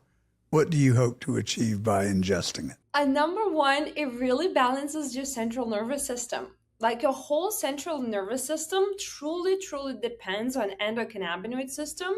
And most people on this in America are 100% deficient of their cannabinoid system. So when you take the oil, you empower that endocannabinoid system, and that endocannabinoid system immediately fires up your central nervous system. Central nervous system gives you better functioning overall for your brain, for your thought process, for your nerves, for your muscles, everything is connected under nervous system, right? The nerves are manipulating and telling your body what to do. So it's like overall functionality becomes better. So for me personally, I do run multiple businesses and companies, and I do deal with like super chronic situations where people come to me, they said, Ines, I've been in Mexico, I've been in Germany, I tried everything, and I have a stage 5, like, I don't know, glioblastoma, for example. Like, can you help me? It's like, yes, it's going to be a lot of work, but we're going to work on it. And that becomes pretty stressful on me because I take this also as a personal responsibility. And I know I should not mix those two, but I always do. I'm not good at this. And it does put a lot of stress also on me to make sure we're really accomplishing those goals, to make sure this person is happy, healthy, and alive. So stress is number 1. Number 2 would be inflammation, like just by eating fried food. Let's say if you ate today, for example, somebody ate a fried, I don't know, French fries or something, your body is inflamed for 48 hours. No kidding. 48 hours you carry that inflammation. And if 2 days later you eat again something fried, now you inflame for another 48 hours. So if you eat fried food 2 or 3 times a week, you're on constant inflammation. So we know, according to the science, that inflammation is the root of the evil to all the disease. So oil for me helps. I don't eat fried foods. I'm just exposed to a lot of stress, I would say. which causes also inflammation and oxidative stress. So I personally use my oil also for inflammation, and it helps me also to do to have a healthy deep sleep. So deep sleep leads you to what? To recovery. The bodies at nighttime, they recover. Most people never explain to anybody why it's important to sleep. Each hour at nighttime as we sleep, we produce a fighter killer cells like immune cells, T cells. And those cells are critical for us next day, not just to function, but protect us, right? We want to be in the best version of ourselves. So when people say, oh, sleep is good for you, sleep is better, like sleep more, but nobody explains you why. Because more hours you sleep, more trillions of cells you produce. And there's a certain amount of cells each of us need in order for us to be healthy next day, which is when you ate your inflammatory foods. Those cells, if you slept really good, which is if you had enough of trillions of cells, if you didn't cut yourself short, you have them right now fighting for you naturally. But the problem is nobody can sleep well in these days for multiple reasons. People are inflamed, people are under stress, people are actually activated their metals in their body because we're all full of mercury, all of us full of kind of type of metals. So these metals are activated through the 5G towers. It's just like putting aluminum in a microwave. Think about Wow. Yeah. So That's not a good idea.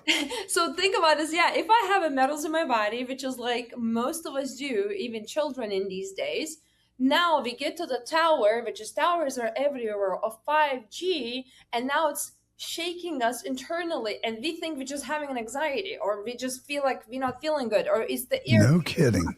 Yeah, that's all. That's amazing. Where do those metals come from? How do they enter our body? At this day and age, they truly come from absolutely everywhere, especially your tap water. Your tap water, if you shower, you literally just by showering in the tap water, you absorb so much of these toxins that come through your tap water. And I tell people all the time, don't shower. No. I tell people all the time, like, don't shower, don't eat fried foods. I actually carry my own shower head when I travel for work because I'm so terrified to be exposed to the tap water. I just know too much about the tap water. And when people say, oh, my city has a clean water, I'm so sorry. This tap water is controlled by Monsanto, or called Monsanto. So there's nothing good happens in that water. It doesn't matter which part in the world you're in, especially in the United States. So if you will take hemp extract, does it neutralize the metal that we've ingested through tap water?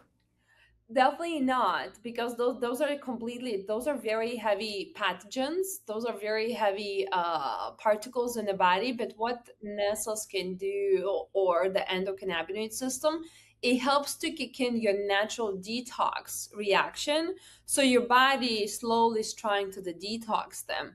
If it's fully going to get rid of your heavy metals, I don't believe so, because I personally would never take risks, especially when I work with very chronic cases. But what it does also, balances your gut microbiome. So as you go in the bathroom, most people think they're going to the bathroom once or twice a day is healthy. No, healthy is like 3 to 6 times a day. So this helps you actually even go in the bathroom more often, which is you keep flushing the toxins out of your gut. More you go in the bathroom, you keep flushing, and you automatically can help to flush the metals. And you also, if your T cells, which is a natural killer cells, there's the only one part in the cell that actually kills pathogens in the body, which is called a T cell. So when you empower endocannabinoid system, those T cells also get stronger. So those natural killer cells going against the metal and helps you to go in the bathroom more often, so you get everything out of your body. So it does not work directly on the metals, but the way a whole body approaches, it does help to a certain extent to get rid of the metals. That's fascinating. What are some of the benefits that we'll feel if we take hemp extract? I know it's going to make me calm. My wife will appreciate that. But otherwise, what benefits will we experience in the way we feel? I truly seen it so much. I seen it where men saying, "I saw my prostate numbers dropped. Like it was 6 or 11, now it's 2." Or I seen it where people using for anxiety attacks and then those are going away. Epilepsy, I seen it where people using for epilepsy. I seen it where people use it just for inflammation. But of course, some people are super inflamed, so they might need to use a little bit more oil. I seen people were just getting itchy throat and getting sick, so they take multiple dropperfuls of Nessus and also apply it on the throat, and it helps you with that. I seen it. My cousin called me one day, and she said, "Nessa, I was like in a field. I had nothing on me except the Nessus bottle, and I got an infection in my ear." And she said, like, I had nowhere to go and it was getting really strong. I was getting like a little buzz and ringing in my ear. She said, I just put 2 drops in each ear, like, and the whole thing was gone in 30 minutes. No kidding. It's literally like, I don't know what this is not, like the things don't work on it or doesn't do for. Like, I seen the things people report us that I never heard or seen before in my whole life. And I've been with this brand for, I mean, it's my brand, but I've been with this for like, I developed this like 8 to 9 years ago. So it's been a long time, and I still see the things that you see. You need someone near your throat, so you need to apply it right here. Also, it's gonna help you. So it does help with inflammation, sleep, of course, anxiety, and just overall feeling great, alert, focused. But at the same time, there's so much more than that. Like, as I said, regulating your central nervous system alone, it regulates your brain, it regulates your gut, it regulates your functionality of your organs. So it's a very extensive, I would say, full of benefits, small little bottle. So how long does it take before you start to receive the benefits? It really depends on each person's endocannabinoid system, because some people have been very deficient for maybe 30 years and 40 years. It's like a rusty car had no gasoline in it for 30 years. Just imagine. Now you're trying to start the engine again and put, the gas in it, which is, you might need to do little tips and tricks, right? So you might need to do whatever it takes. But some, like, if you just been deficient for the last, I don't know, year or less, or you still have some of endocannabinoid production, but just very low amount in your own body, then it might take very little to actually start the engine going, because the engine is kind of there, it's dying, but you're just gonna wake it up faster. So for each person is very different. I have my teacher in Lithuania, because I'm from Lithuania. So she said, when I gave her a couple bottles actually a couple years ago, since she started her own, what I call engine, the endocannabinoid system, she's still feeling great. She used it only 2 bottles. So what you continue to reference the endocannabinoid? Endocannabinoid. Cannabinoid. Am I the only person on earth that doesn't know what that is? Nobody actually is aware of endocannabinoid system. And that is the saddest part, especially when I came from the Congress, because I was in a Capitol Hill a couple weeks ago, and they are currently passing the laws, or passed the laws, and they're going to enforce them as of November this year. The laws are passed basically enforcing it high THC usage, which is like the other side of the plant that I personally don't support it for the daily use, especially for children. I don't think it's a good idea. That plant was engineered in the laboratories. God never gave this plant on the Mother Earth for us to use it, really. So that specific area or that category of the plant is being, basically, they're trying to legalize it and they're pushing towards public. But the other side of the plant, where it has these beautiful ways to study endocannabinoid system, is actually getting suppressed right now. So it's very sad because we waited for 30, 50 years until we can finally talk about human endocannabinoid system again, what these cannabinoids are in the first place. Think about this. Your body makes almost exact same thing as this bottle has it there. Like you make almost the same molecule as the hemp plant. Like we are almost the same thing. And that actually molecule is so critical for you. If I actually would take your these endocannabinoid system out of your body, you would be drop dead. So what is endocannabinoid? I mean, can you measure it? I mean, can I get a blood test for it? I mean, what is it? How does it present in the body? We have a receptors in our brain. It's called CB1 and CB2 receptors. And actually, and we produce it. And we have an endocannabinoid system throughout the body, everywhere from the head to the toes. Like there's everywhere. These receptors are absolutely everywhere. So what's happening here is our physicians in today's world, they don't even know what endocannabinoid system is. And that's the reason why I'm getting so upset on this new law, because if we're gonna keep neglecting these healthy, like they're critically needed to our body cannabinoids and push the laws towards like high THC and all these I call strong drugs that are not really doing any good for us, like we're gonna lose an opportunity to study human endocannabinoid system and essentials to us, because right now it's been a Schedule 1, and now they're trying to push on Schedule 3, but they're pushing the medical marijuana, like they're pushing like the high THC stuff, the stuff that's never been part of Mother Nature. And that's the stuff I'm not in it. I never smoked weed in my life, never going to, I don't believe in it. I mean, there's might be certain use for that if somebody's dying and they are on opioids. Yeah, smoke your and in a lot of pain. Yeah, smoke your weed. That's fine. It's gonna help you. God bless you. Some people want to die in peace. You know, I understand. But now our children, 16-year-old kids, are currently smoking, vaping. I mean, it's just horrific what's going on with this plant. So what about endocannabinoid? How can I determine what my natural state is of endocannabinoid? It's unless you go through research and universities, that's the only one way for you to figure it out.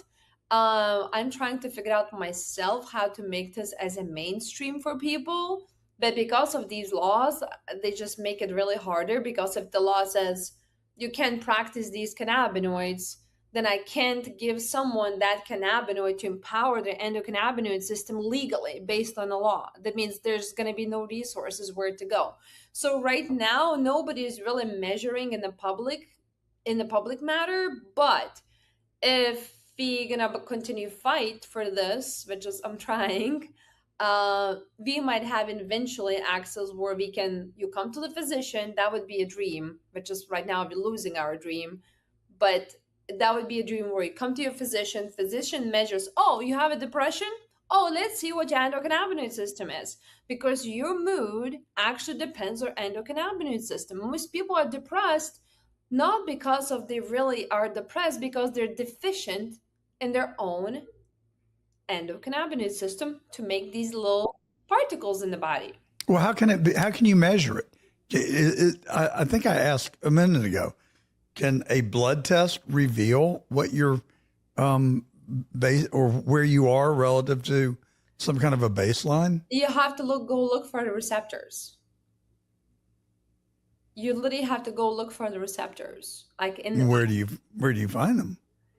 They're all over the body. Like you have to really get into the body and measure the receptors. And I don't believe they have a way of even measuring fully for the public matter. Like they measured on animals in the laboratory testings, they've measured in humans, right? But like there's no public way unless you're sitting in a research facility, which is scientifically has been proven around the world. We humans have this system, but there is no way to measure at the moment. So I'm going to change the question for a moment, change directions. My dog, who is 13, who we absolutely worship and love, has this growth on the side of her. Now I've had over 40 dogs in my life, and every time I lose a dog, it is so painful. But we have had several dogs who have developed cancer, and it is painful to watch them decline. So my wife and I have made the conscious decision that we're not going to mess with this growth. We're just going to leave it alone, not disturb it, not awaken it, whatever. I don't know whether that's a good idea or a bad idea, but our past practice has not worked. Do you think hemp oil might be a solution or a remedy that we should consider for our dog? 100%, because your dog is also have endocannabinoid system. Would you administer it in her food, or would you do it topically? How would we give it to her? I would definitely go really hard topically, and I would definitely give it probably on the food too, so the dog doesn't reject the taste, because it's very, very earthy. It's like a strong olive oil. Yes. So I would do it on the more like castor oil. That's what I used to get my mouth cleaned out with if I used a cuss word. Son, you're getting castor oil. Open wide. Just give him hemp oil now. Yes, learn 'em. give it multiple times a day. Give it a stronger dose. I would say 1 or 2 dropperfuls.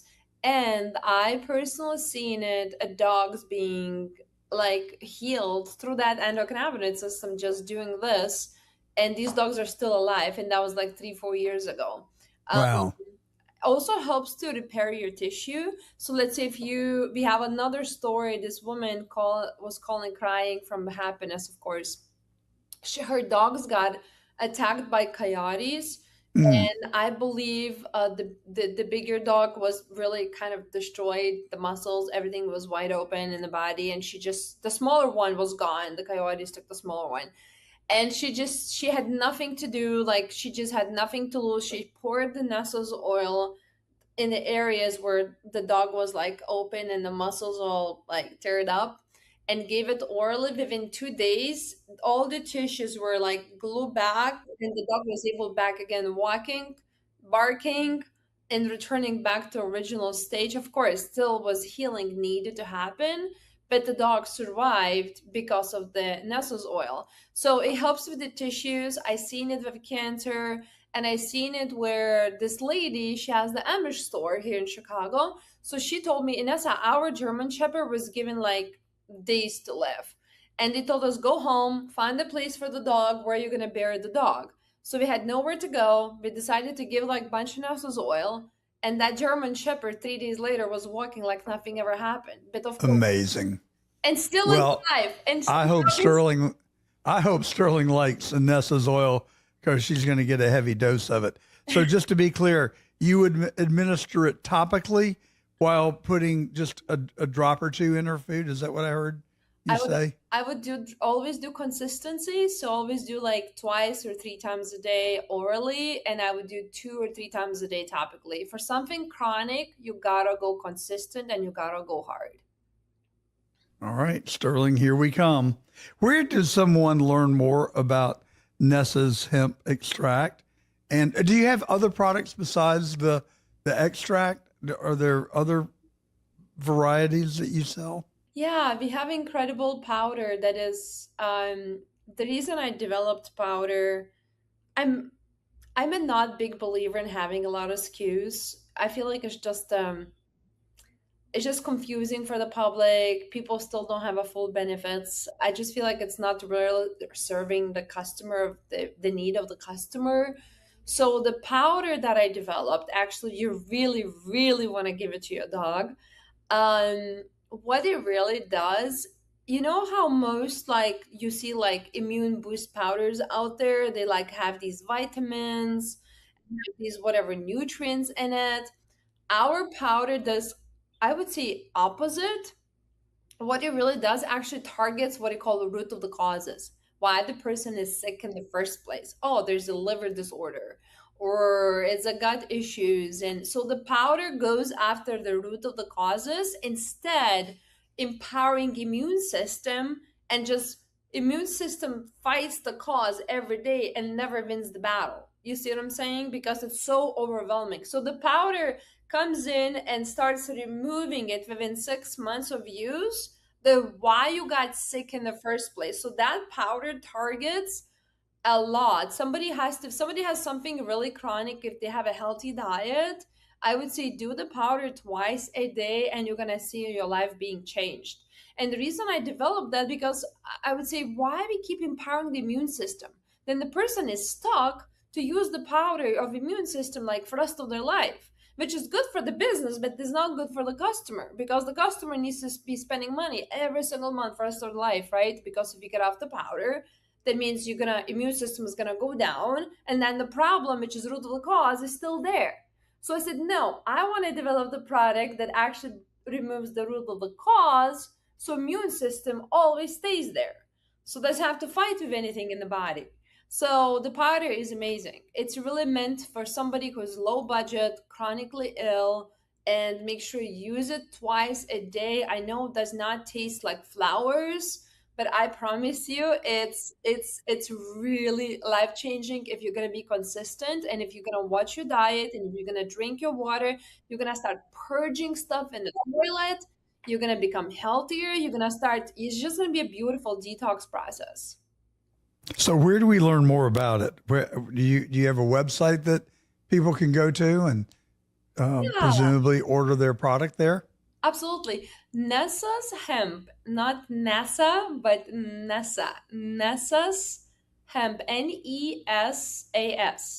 So nessashemp.com, it's just probably one of the best ways to go and read about it. But as I said, for the powder specifically, it's very much root of the cause, low budget. Even if you're high budget, it's like add it in your smoothies, like make that powder in your daily routine. As long as you use it twice a day, that's critical part. All right. Well, I'm going to continue to use it on my leg, and hopefully the next time you and I speak, it will have gone away. And I'm going to get the powder, and Sterling is going to start enjoying hemp extract in her daily diet, and I'll let you know how she does with it. Please do. I would like to help you with something else. So let me know if you need any help. I would like to see how your dog is doing also. I would like to give you what I call my mini protocols. I saved a lot of dogs on this earth, actually. So I'll be happy to help. Just keep me posted if you need anything.